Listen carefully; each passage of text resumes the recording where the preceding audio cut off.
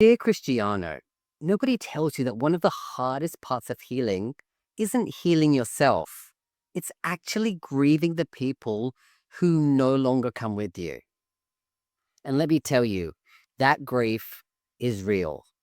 Now, I used to think that I was really good at making friends.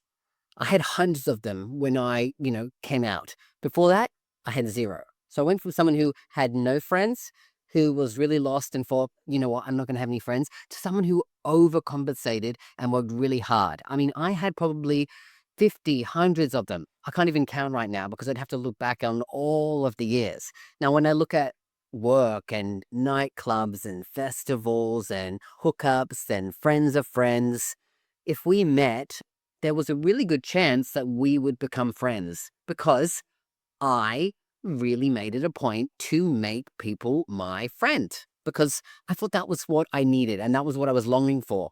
For someone who had zero friends, I thought that I needed to be friends with everybody, becoming a people pleaser. And so, really, what that kind of I thought about myself and what I guess I took from that was that I thought that I became a master at friendship. Now, what I really think is I was just really good at proximity. And what do I mean by that? I think what I mean by that is specifically from someone who had no friends and was low self-worth, low confidence, didn't really know how to talk to people, had social anxiety. Um, in order for me to kind of come out of my shell and really start to try to create a life for myself, I had to figure out how people were, how they came across, how what they liked and what interests they had and how to kind of connect with people. I think that was the real start of me being a coach or a counselor in a sense was starting to read people. And when I was in the workplace, I would be the funny one. When I was out partying, I would be the life of the party, but also the person that you could come and have that one-on-one talk to, the kind where you're like DNMing, you've had a few drinks, maybe something else, and you're sharing each other's story. And I was the perfect listener, the perfect supportive person. So for me, I was really good at proximity because whenever someone was around me, I would figure out how to become their friends. Now, interesting enough, there were some people um, who who were curious as to my motivations. Now, my single motivation was I had zero friends and I wanted people to like me and to, I guess, love me in a sense. So I became everyone's kind of best friend, meaning I was the person that they would turn to, they would call. Someone would call me at 2 in the morning after a night out, and maybe I wasn't out that night. I'd pick up. Sometimes I'd go out and meet them and all of the things. So I was good at proximity. I was good at showing up for people. I was good at supporting people. But oftentimes, like I said, those people who will work curious about my motivations, I can understand why, because I guess I was what maybe like a chameleon. I could show up differently in different situations and kind of be the kind of person that that person wanted me to be. That was kind of my skill early on, especially from like when I came out around 2021 till, you know, late into my 30s, late into my 20s, early 30s. I was really good at proximity. Okay, if we're at work, we were close. If we were out in the club, we were close. If I met you for a friend at their birthday, we became close. And I got people's numbers and I followed them on social media and I started liking their things. And so all of that stuff led to me being what I thought was really good at proximity.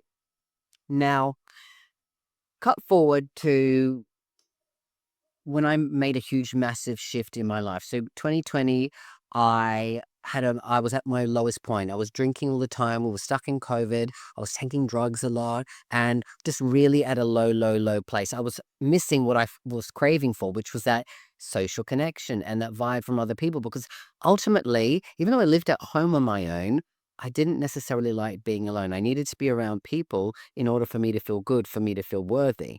And so when I hit my rock bottom moment where I was really, really struggling and I pulled myself out of it and I got myself clean and sober and I took a year off of all of the partying and drinking and really got healthy and just started focusing my business and work was growing. We were still in the corporate world at this time. I had 300 people, I had huge responsibility. So I kind of just was like, I need to focus on myself right now. Otherwise, it's going to go to the point where I just can't come back from.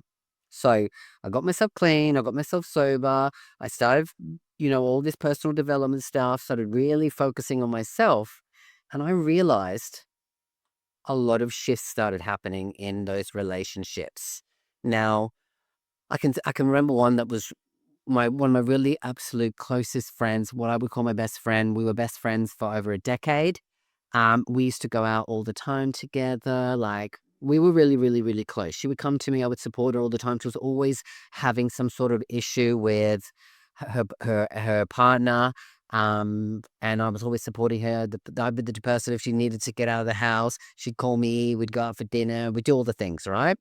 And so during that period, when I was getting myself sorted out, she knew, I'd expressed to the people in my life that I was getting clean, I wasn't drinking, and that I needed, you guys to understand that, so that, like, blah, blah, blah, blah, blah.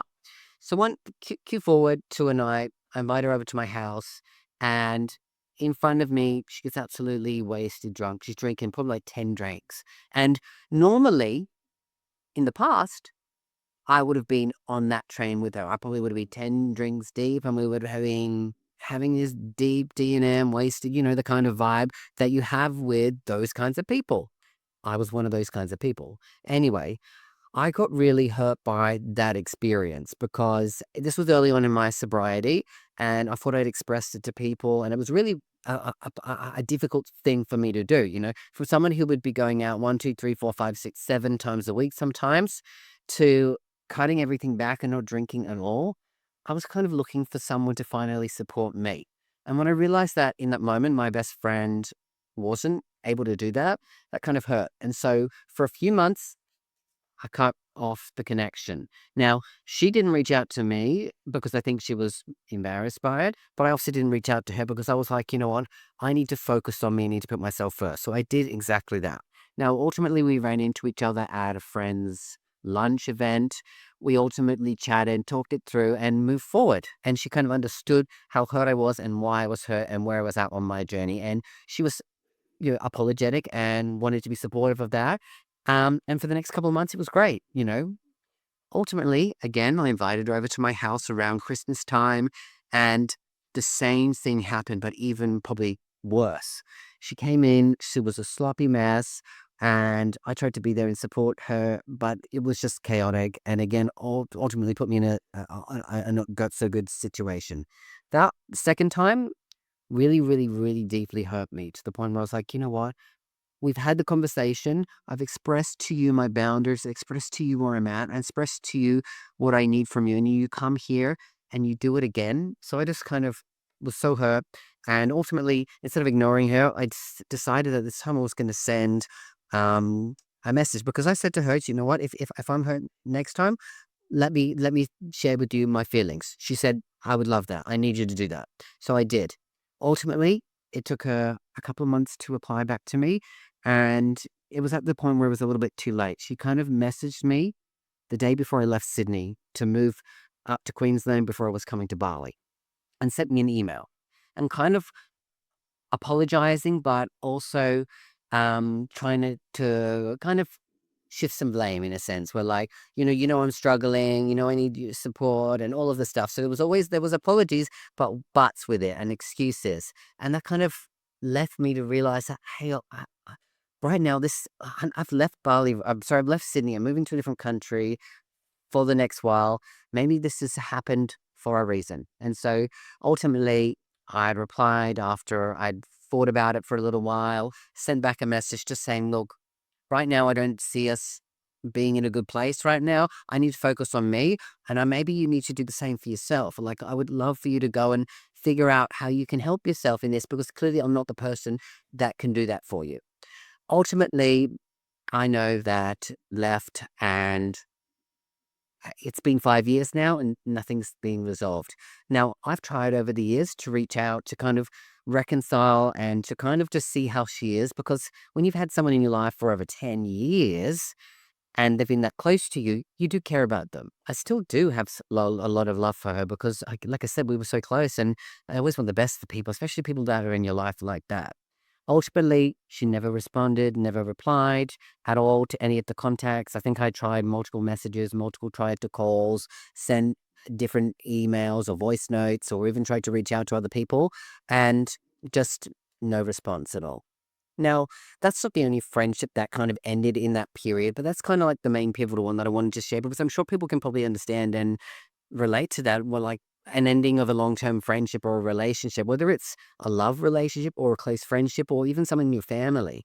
Now, when we talk about family, that I went a year without speaking to my sister back, maybe 8 to 10 years ago. We went on a trip together, and for years there'd been this, brother sister stuff that had been pushed to the side because she moved overseas and we were all going in different directions. But it all came to a head when we went on holiday. Ultimately, we had a big blow up, and I was trying to again reach out, to apologize, to breach the gap, to have the conversation. She wasn't ready. It took a year. We ultimately came back together. But again, I've been through situations where those kinds of things have happened, where you go in a different direction to someone and it comes to a head on.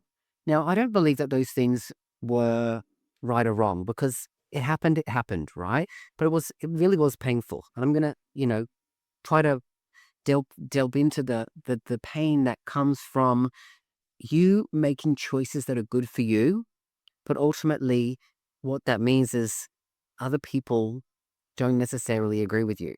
Now, like I said, when I moved to Bali, in that it was like probably a good 9 months or so before when I finally made the decision and I got clean and sober. And then ultimately over the coming months, I said, you know what, I'm going to do something. I decided to leave my career in the corporate world and focus on my business.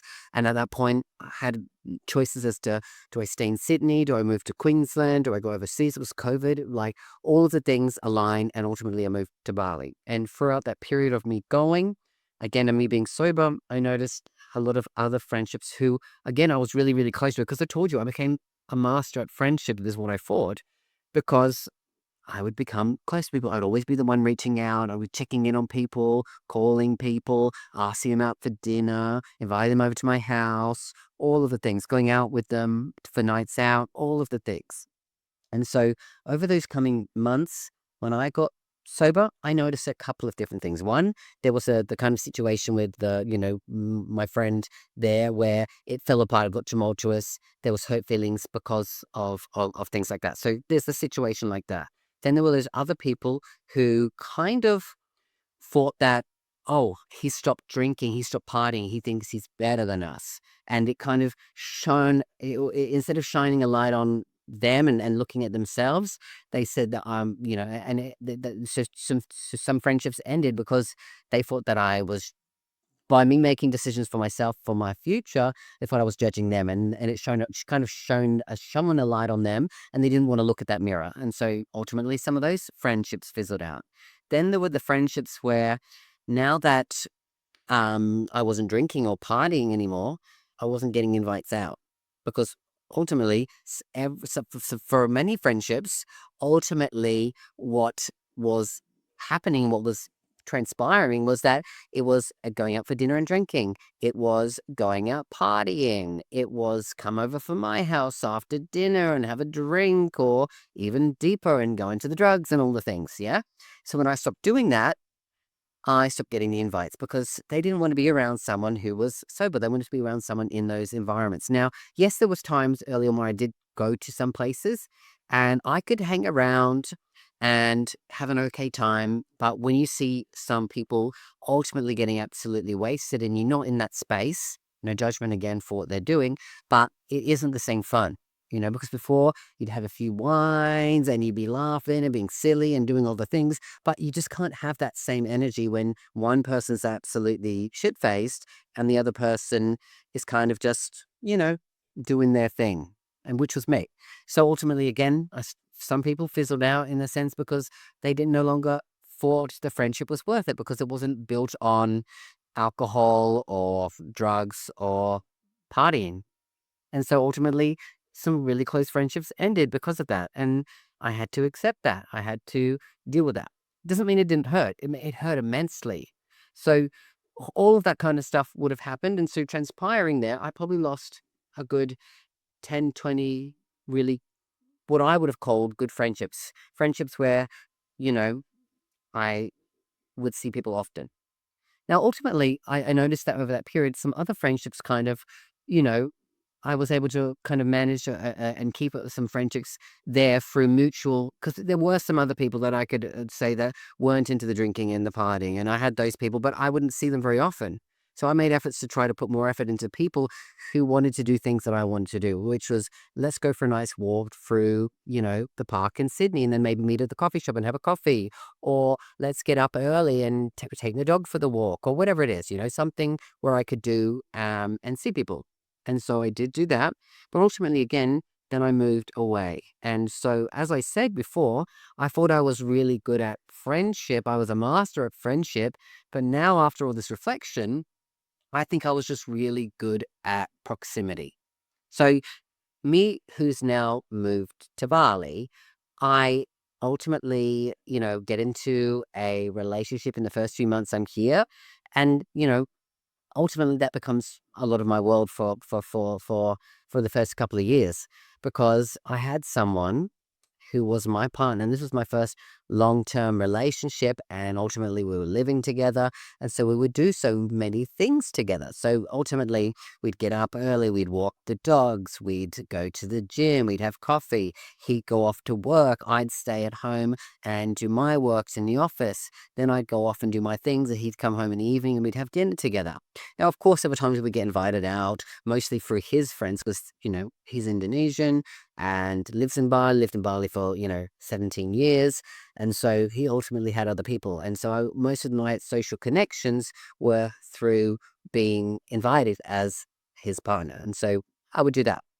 But it took me quite some time to kind of find some good friends. Now, yes, ultimately, when I first moved here, I moved into a guest house and I met some people. But ultimately, again, I was good at connecting to them because of proximity. We all stayed in the same guest house. So, especially during COVID, you weren't going out too much because not many places were open. It was still quite underground. You go off to do your gym or eat some food, and you'd be back at the hostel, or it's not a hostel, but like a guest house where you have your own room, but then you're in a community of other people. And so I became friends and I had a lot of social. But again, when I moved out of there, again, proximity left, and it wasn't kind of friendships that I wanted to cultivate. So again, it took me some time to find some really close friendships, and now I have a couple of really close people that I adore and cherish, and they have been built off of sobriety and actual deep connection and being part of each other's lives and doing things that we enjoy. Ultimately, what I've been leaning towards and struggling to cultivate here is a solid queer community. Now, for anyone who's been to Bali or spent a lot of time in Bali or maybe lives here, you realize that there are a lot of people who come to Bali who don't necessarily stay in Bali. They come for a month, a couple of months, a couple of weeks. So creating friendships with people who aren't staying long term is difficult because, again, you leave the proximity and you're focused on your own world and your day to day and wanting to do things, right? And so I met a lot of people who were here for a good time, not a long time. And so ultimately, struggling to build a queer community. Of course, so for me, I was getting a lot of my queer community, queer friendships through what I do for work with my clients and online stuff and chatting to people that way, and community through coaching and things like that. So I was getting a lot of online interaction, but not always the face-to-face stuff. Now, I'm the type of person now, after all of the work that I've done and that, I used to be someone who needed to be out all the time. But since I kind of did the work and did the work on my self-worth and my self-confidence, I realized that also I'm someone who loves my own company as well. I do enjoy solitude because I'm very self-reflective. I often think about things. I do like to work as well. We do have multiple businesses as well. So I am busy in that sense, and I am around people.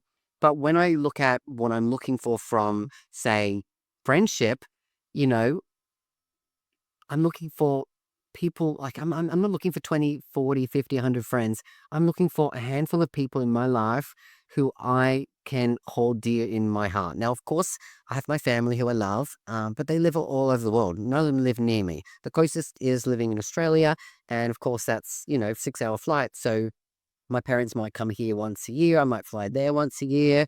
My sister now, she's moving back to Australia. She wants to come and spend more time in Bali. So she'll probably come a couple of times a year as well, which is great. But again, that's stuff that's constant. That's people that you love, but not something that you can hold near and dear in your day-to-day life. So really what I have been working towards is having like a handful of people that I have in my life. Now, of course, I've got my partner, I've got my great friend Cass, I've got some other people around that I can call. And I'm working on building, like I said, queer community. So recently I've been attending more queer events that are just like a group dinner. And what I found really awesome and interesting is that just coming together in an environment that is just full of other queer people, where those people come from all around the different world. So there's plenty of Indonesians, there's plenty of people from Europe, Eastern Europe countries, some people from, the US as well. And they talk about their journey and their story of growing up as a queer person. And some of them have never been able to speak to their family about it because their families are very religious and all of that stuff. So just being around there, being around other people, you do notice how different it is to feel like, oh, like these are my community. And so, of course, throughout all of this chaos and all of that stuff, there is a part of me that still is grieving some of the losses of those friendships. And I feel like I'm really finally coming out of that grief in a sense, because I feel like there was also a part of me that was not trusting other people, because I don't think that any of these people that, were my old friends that I was loved and adored and I would call class as close friends or best friends, none of them were bad people at all. I just honestly think that we were simply feeding different futures. We were simply just going in different directions. And that's kind of a beautiful thought to have, right? Because no one's right, no one's wrong. Honestly, I don't want to hold any grudges or hold on to it, but that doesn't mean that it still doesn't hurt to lose people, right?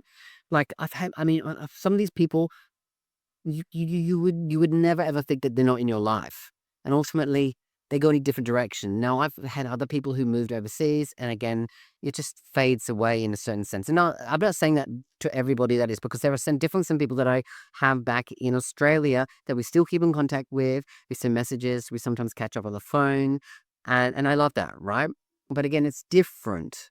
That's different to having people around you. And again, I know from making the choices that I made to move overseas that might have happened, but I didn't realize how to the extent that it would. It's almost like I've come here and I've had to start completely over from scratch. And I think that was what is the hardest and the loneliest part, was because I do remember some times, like when I first came here, and I just may have I was early on in my relationship with David, and I was staying at my own place that I finally moved into, and it was like a Friday night, and at this stage, I kind of started to have a few drinks again, and I remember sitting there having a drink or two at my house, just feeling really alone, like, wow, like, I don't have anyone around me that really, truly knows me.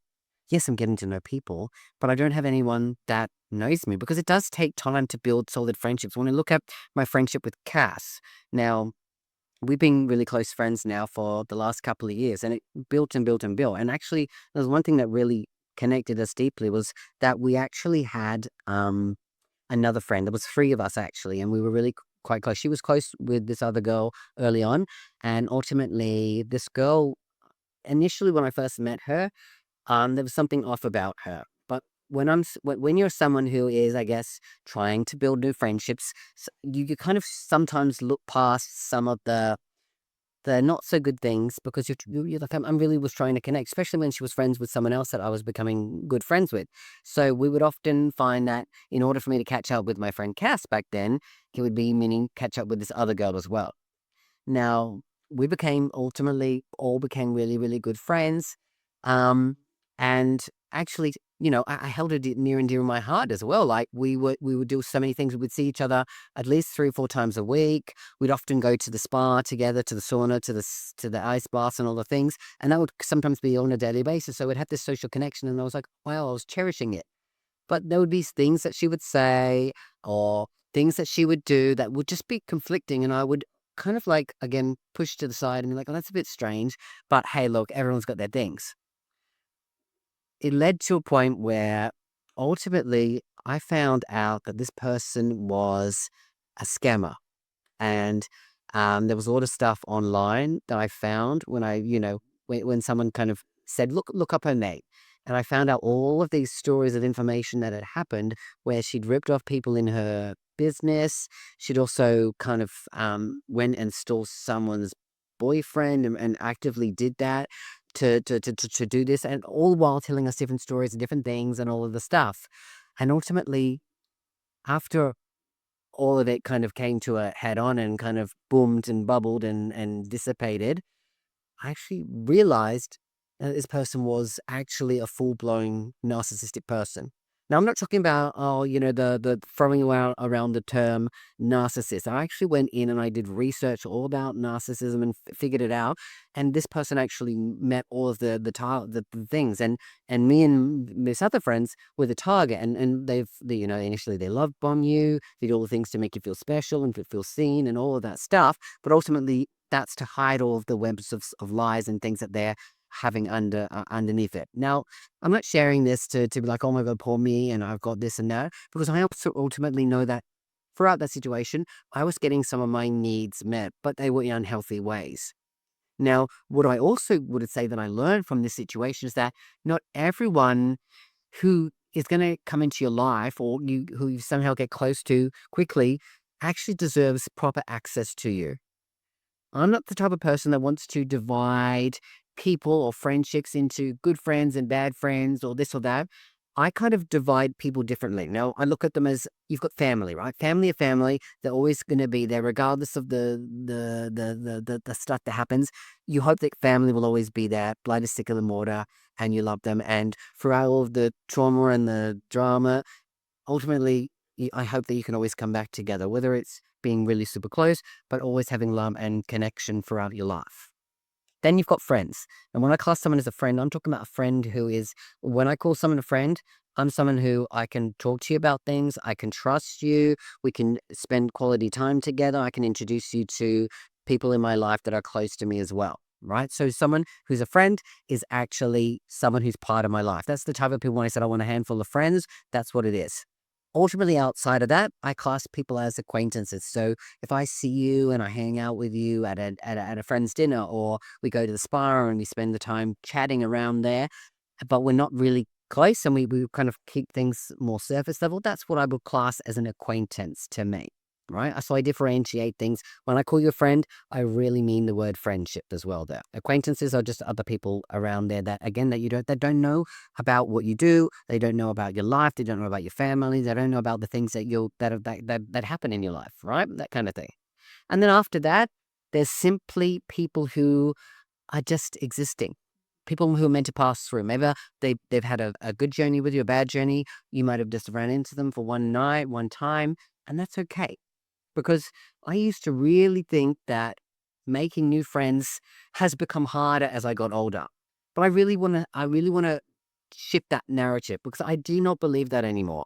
I just think it has become harder because I have become more intentional with what I want. And of course, I have had stuff that has been tarnished. So in order for me to get there, I have to work through some of the things that have tarnished it, which is why I said, like, have grieved a lot of those friendships, but ultimately, I feel like I'm coming out of that now. I don't need 50 or 100 friends anymore. I just need a handful of people who really feel like home.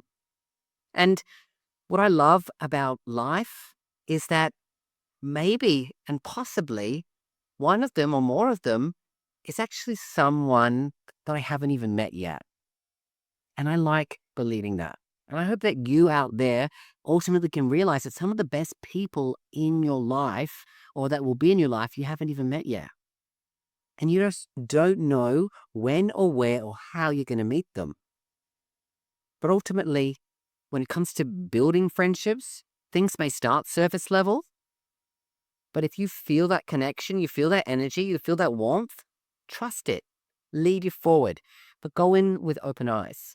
Because again, I've had the experiences of, again, making new friendships here in Bali, and it didn't work out and this and that, but I learned a lot from those situations. And I also was able to look at myself and realize why I put myself in those situations to be able to do that. And I think that's what is so important about having a podcast and a voice, is that I can now actually put words to thoughts and insecurities that I've had in the past. Because I may not have shared all this stuff a year ago. I may not have been ready to do that. But now the point of this podcast is that I'm able to share about stuff. And again, finding friends and making friends and keeping friends is difficult. And especially if we've had those situations that cause pain. Like I said, I can count on multiple hands the amount of friendships that I feel like I've lost that I've loved.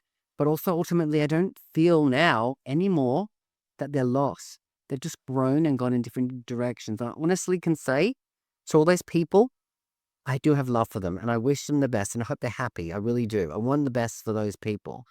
Even though, like I said, we no longer have that kind of relationship, it didn't end because of anything sour necessarily. Of course, one or two might have, but on my end, I can forgive. I can move forward in a sense of like letting it go.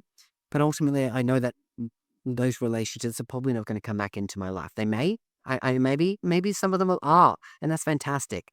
But those that aren't, it's okay too. It really, really is. Anyway, that's my thoughts for today. I trust that it's been valuable to you, and maybe it's been relatable to you. And of course, ultimately, if you want to share your journey or ask some questions, I'm easily found. You can figure it out. I'm not going to tell you what to do or where to go, but hey, I'm out here and I'm just putting my thoughts together. I'm sharing them, and I just trust that, you're going to do the same too from this. Okay, bye for now.